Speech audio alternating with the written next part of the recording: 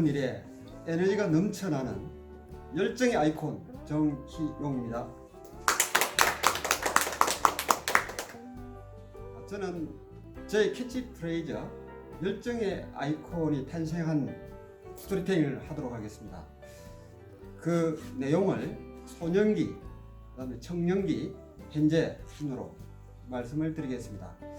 저는 1962년도에 경남 진양군 일반성면에서 태어났습니다. 그곳은 도심에서 그때 당시에 태어난 그 당시에는 도심이 바로 진주인데, 진주에서 우리 고향까지 차로 이동을 한다면은 거의 1시간 반, 2시간 정도 걸렸습니다. 지금은 도로가 잘 뚫혀가지고 한 15분, 20분 정도 하면 충분히 갈 수 있는 거리인데, 그때는 굉장히 그 산골이라고 이렇게 칭해도 되는 아주 시골이었습니다. 제가 초등학교 1학년 들어가자마자 상당히 어려움을 겪게 됩니다.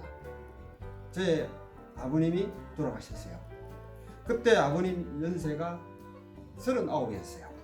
저는 89. 그리고 이남 이녀 중에 제가 막내인데, 그때는 삶과 죽음이라는 그 자체를 몰랐던 시기입니다. 그래서 그때 당시에 저희 그 위에 누님 2분, 그 다음에 제 위에 2살 위에 이제 형님, 그다음 제가 이제 마지막인데, 이제 2분은 이제 초등학교 졸업하고 이제 부산으로 직장을 이제 구하러 갔었습니다. 그리고 남은 거는 우리 형님하고 이제 저하고 둘인데, 시골에서 모든 이 농사라든지 그 다음에 소 키우고 염소 키우고 하는 걸 어머님과 같이 이제 세 사람이 하게 됩니다. 하게 되는데, 그때부터 지게를 지기 시작했어요. 굉장히 어려움 속에서 시골의 농사 일을 했습니다. 그렇게 어려운 성장기를 겪어서 중학교 이제 들어가서 고등학교 진학할 때 약간 갈등을 느꼈습니다. 그때 당시는 사우디 모래바람이 상당히 불어가지고 기계 공고를 가야 되느냐, 그때 워낙 우리가 열악한 환경이기 때문에 돈 벌기 위해서 상고를 가야 되느냐 갈등을 느끼다가, 저는 인문계는 아예 갈 생각도 못했습니다. 마산 상고로 갔습니다. 그때 당시 마산 상고는 굉장히 이름 있는 학교였어요. 반에서 보통 뭐 한 3등 이내로 하지 않으면 갈 수가 없는 그런 학교였어요. 명문고등학교인데, 일단 거기 또 진학을 해서 그것도 시골에서 올라오니까 자취를 또 하게 됩니다. 그래서 상당히 어려움 속에서 고3을 맞게 되는데 또한 바람이 불기 시작했어요. 그때는 대학을 가지 않으면 인간 취급을 안 한다, 이런 바람이 불어서 사법계 고등학교에서 대학을 또 가게 됩니다. 저도 그 바람에 휩쓸려서 대학을 진학을 했는데 영문학과를 진학했습니다. 영문과를 진학해서 대학을 가서도 굉장히 어려움을 많이 겪게 됩니다. 시골 태생이라 많은 어떤 부를 가지고 있지 않아서 전부 다 알바, 쉽게 말해서 지금은 알바죠. 지하철 공사하는데 서면, 거기에서도 제가 막노동을 많이 했습니다. 이제 그 바탕은 어릴 때 고생을 워낙 많이 했기 때문에 그게 큰 어려움을 갖지 않았죠. 그는 등등을 해가지고 학비를 벌면서 학교를 다니고, 그렇게 해서 대학 이제 4년을 이제 졸업을 하게 됩니다. 또 여기서 갈등을 또 느끼는 게 어디로 가야 될지 상당히 이제 망설였는데, 그때 당시에 제 꿈은 공사에 진학하는 게, 공사에 들어가는데 입사하는데 목표가 되어 있었는데, 그때 몇 군데가 제가 시험에 합격을 했습니다. 필기시험입니다. KBS 방송공사 합격을 했었고요. 그 다음에 그때 당시에 동남은행, 그 다음에 지금 현재 다니고 있는 새마을금고. 근데 새마을금고는 일단 합격을 이제 시켜놓고 그 2개 면접을 가는데 불행히 또 떨어지게 됩니다. 거기서 이제 상당히 충격을 좀 받아서, 그때 내 생각으로는 물론 우리가 면접을 못 본 그런 사유도 있었겠지만은 주변의 어떤 환경 여건이 거기에 맞아야 된다. 뭐 예를 든다면은 국회의원이라든지 뭐 저명한 시장 뭐 이런 빽이 좀 있어야 면접에는 좀 되는 그런 시기였어요. 굉장히 이제 갈등을 느끼게 됩니다. 그럴 바에는 차라리 내가 직장에 이제 들어가게 됩니다. 새마을금고에 이제 입사를 하면서 공부를 하기 시작했습니다. 그러다가 이것으로 해도 안 되겠다. 그래서 감정평가사에 또 도전을 하게 됩니다.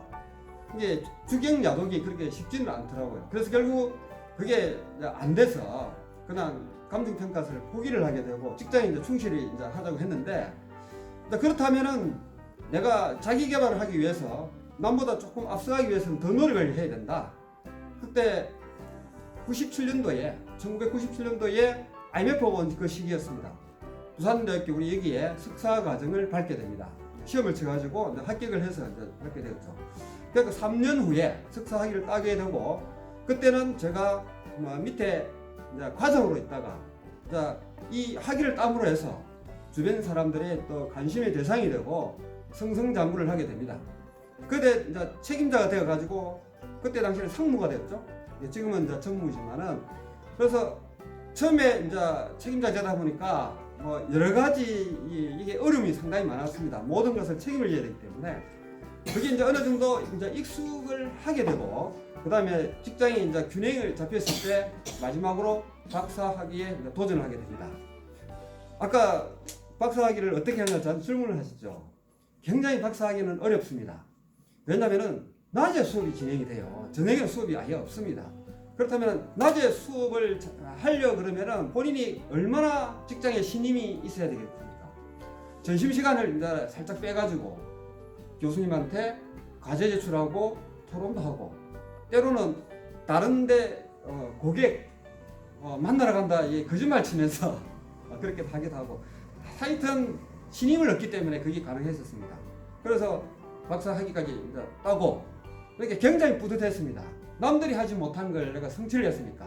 그리고 참고적으로 현재 직장에 다니고 있는 책임자 중에서 부산에서는 저 혼자 유일합니다. 박사학위를 가진 사람이 유일하고, 그 다음 전국에서도 손가락에 들어갑니다.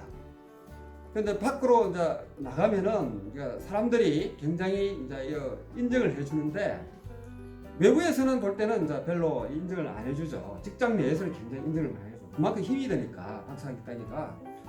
그런 상황에서 이 학위로서 모든 걸 하기는 그래도 부족하다. 그때서 이제 박사학위 딴 무렵에 이제 스피치에 입문을 하게 됩니다. 입문을 하게 되는데 서면에 사설 학원이 있어요. 지금은 없어졌지만은 거기서 개설을 한데 제가 들어갔습니다. 수업을 월요일부터 토요일까지 하게 되는데 한 번도 안 빠졌어요. 1년 동안에. 그 중에서 한 서너 번 빠진 경우가 있습니다. 회사 일 때문에 빠졌고, 거기서 명칭이 뭐냐 그러면은 열정맨이라고 이게 소문이 났었습니다. 근데 이제 제가 그렇게 열심히 해도 저한테 만족을 주지 못했어요.